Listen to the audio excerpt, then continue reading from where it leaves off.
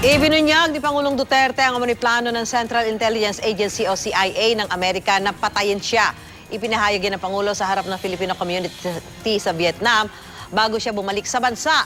Hindi naman daw sineseryoso ng Pangulo ang umano'y banta sa kanyang buhay at nakuha pa niyang magbiro. Sana raw ay bigyan muna siya ng panahon na masanay bilang isang presidente.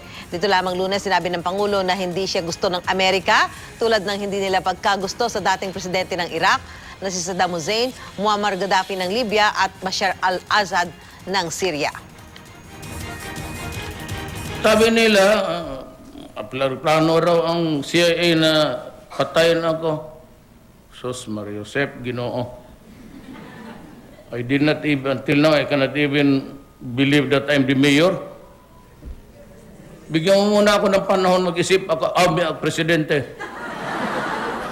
I've been mayor for 22 years, kaya ang tawag, sabi ko nga sa kanya, you call me mayor. Do not call me president. Nakukurnihan ako.